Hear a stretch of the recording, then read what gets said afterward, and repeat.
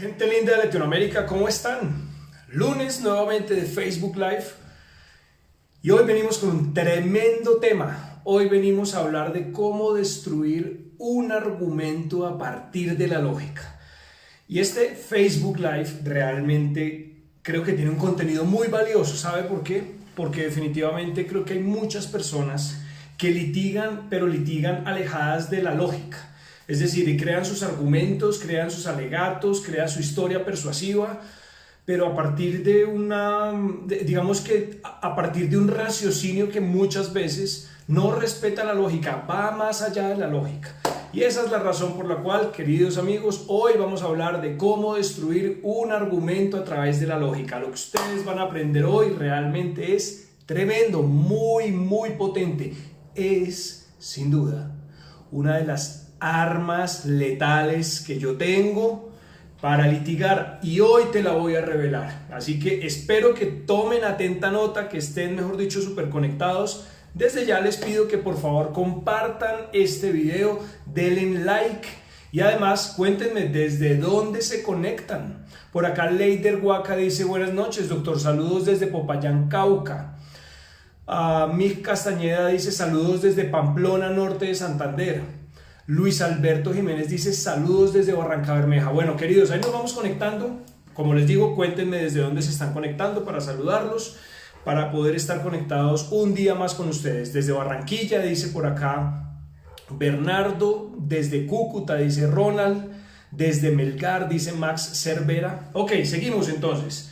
Hoy, como les decía, les voy a compartir un arma letal. Si usted aprende a utilizar la lógica como litigante, le juro que de aquí en adelante definitivamente usted va a tener resultados muy distintos y va a crear demandas y contestaciones de demandas y alegatos de conclusión y va a formular interrogatorios y sobre todo contrainterrogatorios de manera muy distinta. Y para poder explicar el tema le voy a poner un caso de la vida real. Es un caso de la vida real. Alexandra Parra dice: saludos desde Manizales, Caldas. Alejandro Zambrano dice: saludos desde el norte de Santander, Ocaña. Muchas gracias, seguimos. Les voy a poner un caso de la vida real para que ustedes se den cuenta cómo las reglas de la experiencia, la lógica, el sentido común definitivamente sirven como yunque para poder tumbar un montón de ideas que muchas veces en principio les damos fuerza, pero que realmente ante la evidencia de la contradicción frente a la lógica, las reglas de la experiencia o la lógica, las reglas de la experiencia y el sentido común terminan definitivamente cayéndose por su propio peso. Acá dice: reitero, doctor, saludos desde Bolivia. Muchas gracias. Bueno, a Julián Álvarez. Entonces, mire el caso de la vida real que le voy a poner. El caso es el siguiente. En el contexto de una acción de extinción de dominio, entiéndase extinción de dominio o acción de extinción de dominio como aquel mecanismo judicial a través del cual el Estado, al menos en Colombia, pero sé que también existe en Argentina, creo que en El Salvador también existe, pero en general la acción de extinción de dominio es un mecanismo judicial que se inventaron para poder despojar del derecho de dominio a aquellas personas que utilizaban, o más bien que querían utilizar el dinero producto del narcotráfico para comprar bienes, muebles o inmuebles. Teniendo claro eso, entonces el legislador colombiano dijo: si a ustedes lo que les gusta es el dinero fácil para enriquecerse, nosotros vamos a atacar justamente el enriquecimiento que ustedes generen, ya sea por la compra de empresas, bienes muebles, bienes inmuebles, etcétera. Y les vamos a despojar justamente el derecho de dominio a través de esa acción de extinción de dominio. Eso es una acción judicial y como toda acción judicial requiere primero un titular, que en caso de Colombia es la Fiscalía General de la Nación. Segundo, requiere de un juez, por supuesto, o de una juez, mejor dicho, de una figura judicial que tome una decisión judicial que determine efectivamente si hay o no mejor dicho, si se ajustan, si se configuraron las causas para la extinción de dominio y en caso de que sí, extinguir el dominio y pasárselo a titularidad del Estado. Punto número 3, por supuesto existe una parte investigada, una parte pasiva, la defensa. Pero punto número 4, y ojo que acá viene el punto importante o el asunto importante porque esto tiene que ver con el caso, y es que definitivamente existe una figura llamada secuestre, administrador de bienes, que en su momento era la Dirección Nacional de Estupefacientes, hoy, si no estoy mal, es la Sociedad de Activos Especiales. Teniendo claro eso, resulta que cuando se inicia una acción de extinción de dominio, normalmente lo que se hace es que se secuestra el bien y se le traslada a la administración, pues justamente al secuestre, ¿cierto? Entonces, en su momento, lo que se hacía por parte del secuestre era a su vez designar unos administradores. Y resulta que en el contexto de una acción de extinción de dominio por equivocación, en su momento la Dirección Nacional de Estupefacientes, por error, vuelvo y le digo, solicitó a la Oficina de Registro de Instrumentos Públicos de la ciudad en donde estaba registrado ese inmueble, el inmueble objeto de litis, solicitó la inscripción del nombramiento de un administrador, ¿listo? Del nombramiento de un administrador, es decir, el secuestre, que a su vez podía por ley nombrar un administrador de ese bien, como subadministrarlo tal vez, si me permiten el concepto, pues entonces le dijo a la Oficina de Registro de Instrumentos Públicos: oiga, mire, a través de este oficio, yo lo que voy a hacer es que voy a nombrar a fulano de tal para que administre ese bien. Resulta que ese bien, más bien resulta que esa solicitud de inscripción se hizo de forma errónea porque se solicitó la inscripción respecto de un bien inmueble que definitivamente no estaba sujeto a una acción de extinción de dominio. ¿En qué se equivocaron? En que el folio de matrícula terminaba, por ejemplo, en 5 y pues en la solicitud de inscripción el folio de matrícula terminó en 4, entonces ese inmueble que terminaba en folio de matrícula 4, pues entonces resultó ser objeto de inscripción erróneamente. El señor, es decir, el propietario, se dio cuenta y entonces presentó una tutela que tal vez en otros países se llama acción de amparo. Básicamente, una acción judicial que tiene como fin proteger bienes fundamentales o derechos fundamentales, derechos constitucionales, derechos fundamentales. Presentó la tutela y la persona gana, es decir, se ordena a través de la acción se ordena a través de la decisión de la acción de tutela o promovida por la acción de tutela que definitivamente pues se desinscriba esa anotación, se realice la desanotación y pues por supuesto se elimine, con lo cual pues el error quedaba subsanado. ¡Oh, sorpresa! Al tiempo llega la demanda de reparación directa, que es una acción judicial que tiene como fin condenar al Estado por los daños causados, ya sea por acción o por omisión. ¡Oh, sorpresa! Llega la demanda solicitando un montón de daños morales, especialmente de daños morales. Acá hago una pausa para saludar a Flor Amarilla Borja, que dice: saludos colegas desde la bella ciudad de Barranquilla, gracias por estos espacios académicos. Jonathan Benavides dice: saludos desde Pasto. Bueno, muchas gracias por sus conexiones. Síganos contando desde dónde se están ustedes conectando, desde dónde están ustedes viendo este Facebook Live. Dicho eso, entonces les decía lo siguiente. Entonces, oh sorpresa, llega la demanda. Y llega la demanda y cuando yo miro el acápite de las pretensiones, decía, claro, que se declare patrimonialmente responsable al Estado como consecuencia de la falla en el servicio, es decir, de la equivocación, y que como consecuencia de eso se condene al Estado al pago de los siguientes rubros. Y wow, definitivamente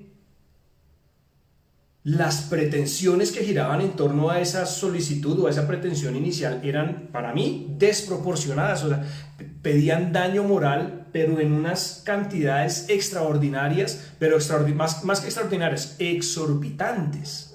Y quiero decirles lo siguiente: dicen ellos, o decían ellos, que como consecuencia de ese error que ya se había, para el momento de la reparación directa, solucionado vía tutela, dijo el demandante, es decir, el dueño del bien, que como consecuencia de eso, y ojo, pilas, porque ahí está el meollo del asunto, dijo que como consecuencia de eso, la esposa lo había abandonado y los hijos lo habían abandonado. Básicamente que en conclusión su familia se había desintegrado y que como consecuencia de todo ello tocaba pagarle un daño moral exorbitante y millonario. Ese asunto resulta que entonces, como le digo, lo recibí yo. Lo recibí yo. Y entonces yo comienzo a mirar justamente, pues todo el fundamento sobre el cual descansan las pretensiones. Y para mí no era lógico. Para mí no era lógico. Y mire para mí que no era lógico. Mire, ¿sabe cuál fue el ejercicio que yo hice para poder llegar a la conclusión de que lo que estaban diciendo era mentira? Hice el ejercicio con mi familia y le pregunté a muchas personas si lo que sucedió les hubiera pasado igualito a ellos o parecido.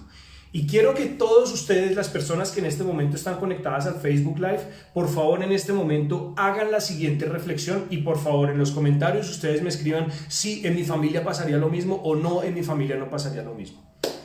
Resulta que lo que yo hice fue lo siguiente. Venga, yo voy a poner a mi familia y voy a poner a mi papá en ese escenario.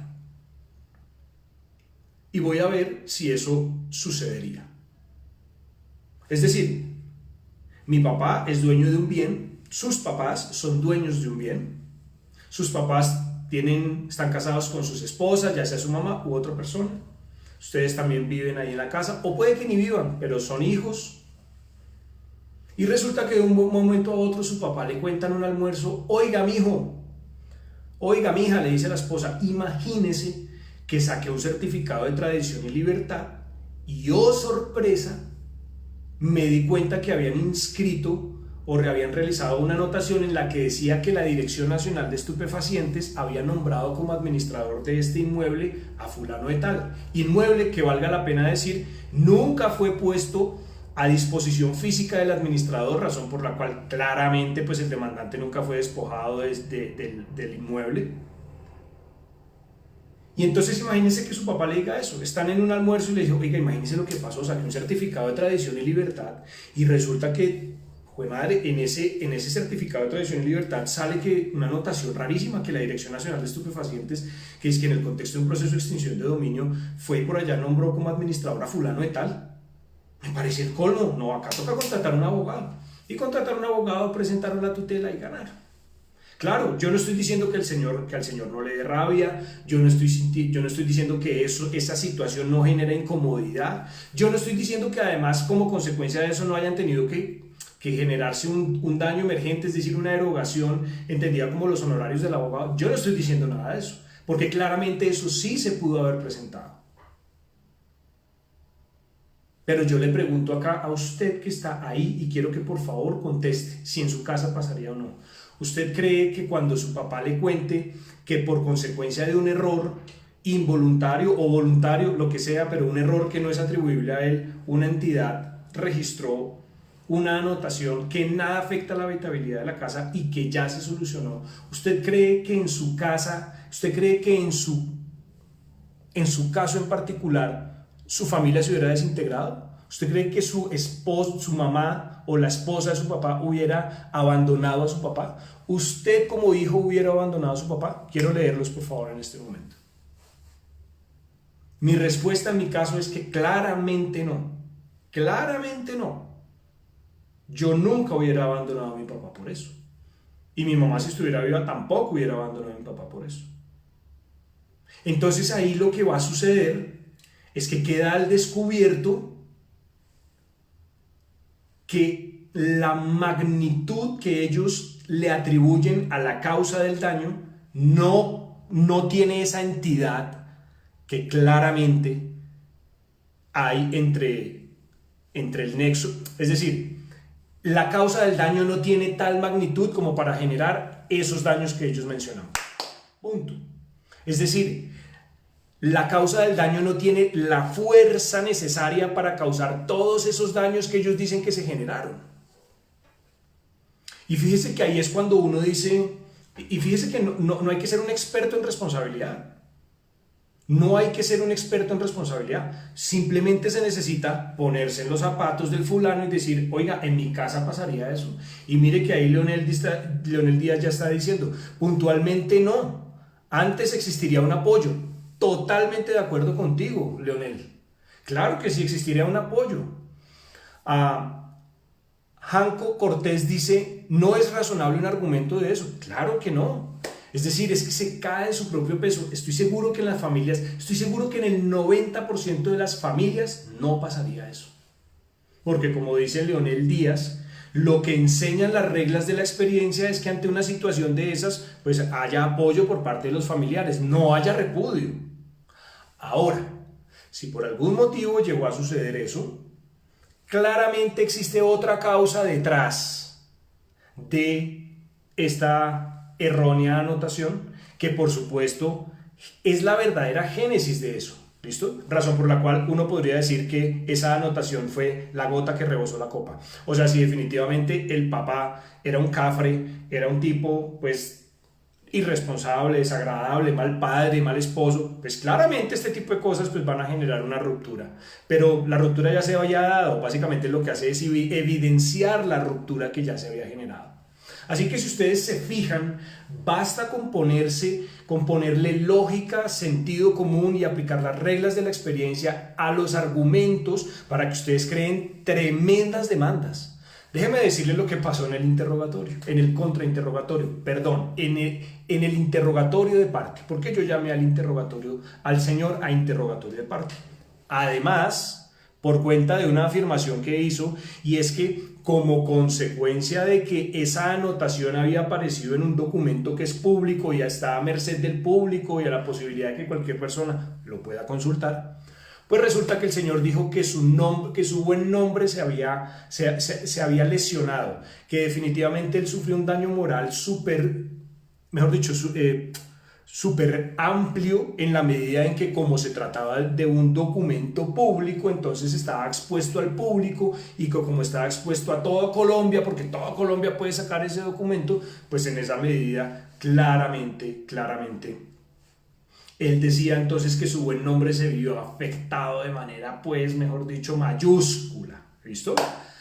Dicho eso, y teniendo claro entonces que él había hecho dos observaciones con las cuales yo no estaba de acuerdo. Primera, la relacionada con el hecho de que la causa del daño, es decir, la causa de la destrucción de su familia, obedecía a un error que se solucionó vía tutela. Y segundo, que la magnitud del daño, porque una cosa es la causa y otra cosa es el daño, que luego la magnitud del daño se dio como consecuencia, además del hecho de que por tratarse de un documento público, su buen nombre se vio afectado ante la sociedad. En virtud de esos dos puntos, yo hice un un interrogatorio de parte que busca la confesión de la siguiente naturaleza. Y acá es cuando los invito a que por favor estudien técnicas de litigación oral. Por favor, hace toda la diferencia. Un abogado, una abogada que conoce de técnicas de litigación oral tiene un gran paso adelante, tiene un gran beneficio y tiene una gran ventaja en comparación con su contraparte. Hay personas, esos abogados, que no tienen ni idea. Mire, en el diplomado sobre técnicas de litigación basta con escuchar los relatos de los estudiantes que conocen todo, que aprendieron todas estas herramientas, para darse cuenta de que efectivamente el 90% de los abogados en Colombia y en Latinoamérica, por supuesto que no conocen de estas herramientas. Y miren, básicamente el interrogatorio de parte que se le hizo, que básicamente es como haciendo un símil, un contrainterrogatorio, porque permite preguntas asertivas, permite preguntas sugestivas, pero claramente la diferencia es que se busca la confesión con el interrogatorio de parte. Mire, lo abordé desde dos puntos. El primer punto lo abordé desde el tipo de relación que tenía ese señor antes de eso con su familia. Entonces comencé a abordar todo ese punto diciéndole, bueno, cuéntenos cuál era la relación que usted tenía con su ex esposa, cuéntenos cuál es la relación que usted tenía con sus hijos. Y el señor comenzó a decir, no, que digamos que reafirmando un poco todo lo que se estableció en la demanda. Pero ojo, el señor no contaba con que yo lo había investigado. Técnicas de litigación oral. Lo había investigado y resulta que me dio por mirar en sus redes sociales. Y días después días después del evento en el que dice que hubo ruptura de la familia y todo eso, encontré una foto en Facebook y en Instagram del señor abrazado con la que en su momento él decía era su esposa, diciéndole te amo. Y entonces, claro, yo haciéndole preguntas con toda la intención de, venga, cuénteme qué tipo de relación se generó con su esposa como consecuencia de esto. Entonces él decía, no, que lo abandonaron, que fue un desastre, que él sufrió muchísimo.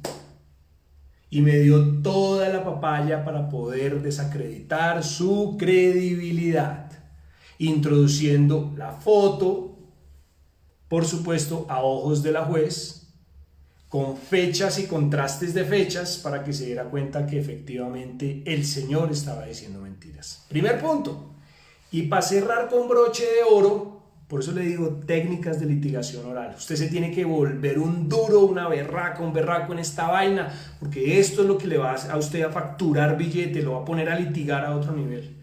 Y segundo, en ese interrogatorio de parte, entonces yo le pregunté, bueno, cuénteme usted cuántos años lleva viviendo en ese inmueble. Entonces el señor me decía, entre 8 y 10 años, ok. Cuénteme, señor, por favor, entre esos 8 y 10 años, en total, dentro de esos 10 años, ¿usted cuántas veces ha sacado un certificado de tradición y libertad de ese inmueble?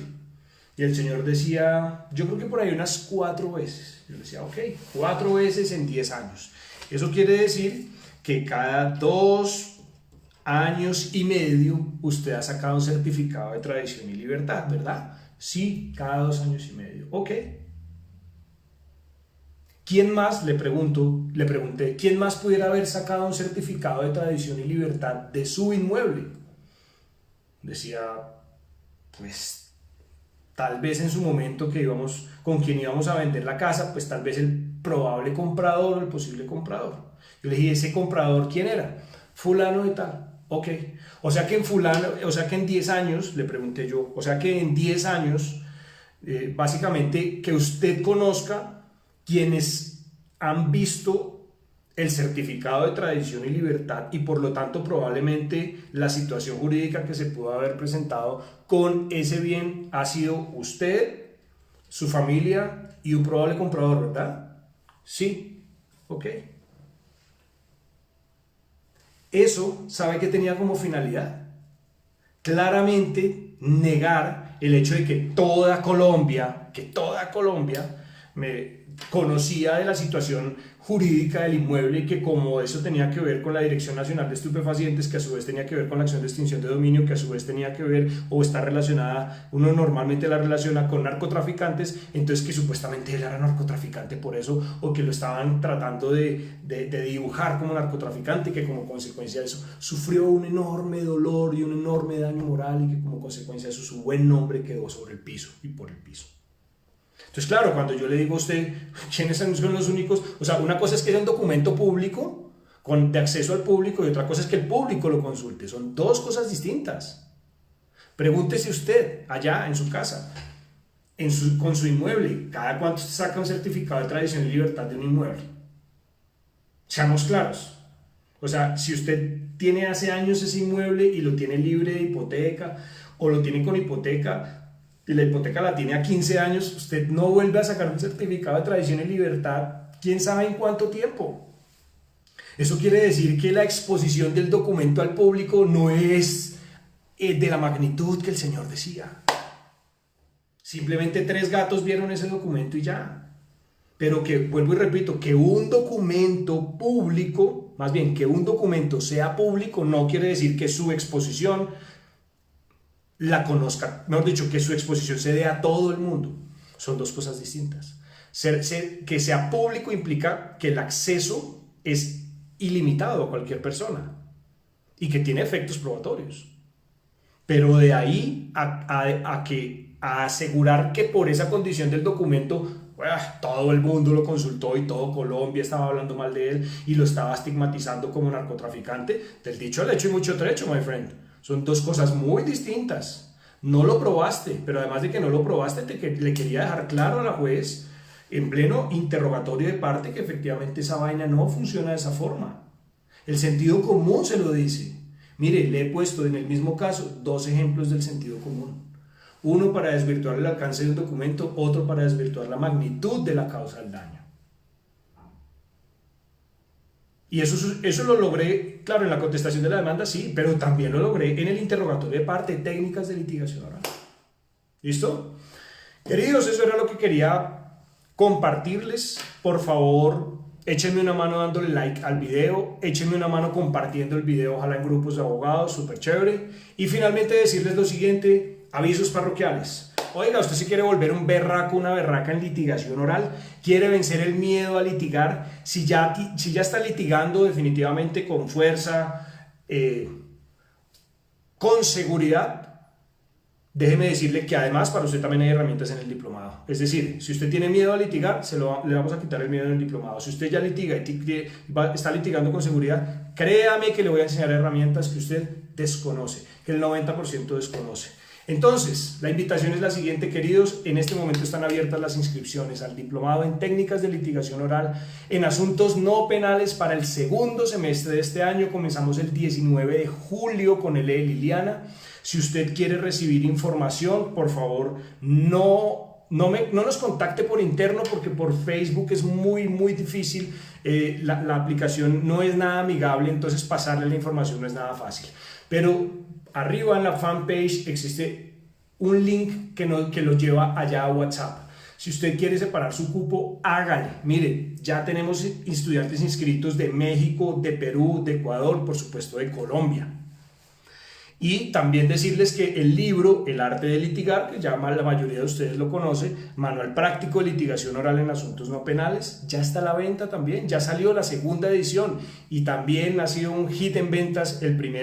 Las primeras 500 copias se fueron en 20 días, estas segundas 500 copias también se están yendo súper rápido, así que háganle. Ahí tienen dos herramientas muy potentes, muy potentes. El diplomado, que en serio los va a poner a litigar a otro nivel. Se lo juro por mi mamá que está en el cielo, que definitivamente usted va a aprender a litigar a otro nivel. Y el libro, que es un apoyo, una ayuda, y que definitivamente es un librazo. Es el primer libro que sobre técnicas de litigación oral en asuntos no penales existe en Colombia. Así que, si lo quiere comprar también, allá a través de WhatsApp, arriba, allá en la fanpage, usted tiene un link en donde dice WhatsApp. Vaya allá y nos contacta si quiere su libro, si quiere comprar su libro. Voy a leer unos últimos mensajes y cerramos por hoy.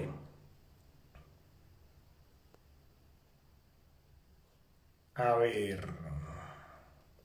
Dice Oscar Fabián, dice, buenas noches, saludos desde Zarzal Valle. Oscar, un abrazo. Henry Gómez dice saludos desde Cúcuta, muchas gracias por tu conexión. Lisette Sarmiento dice saludos desde México, gracias querida Lisette, un abrazo gigante.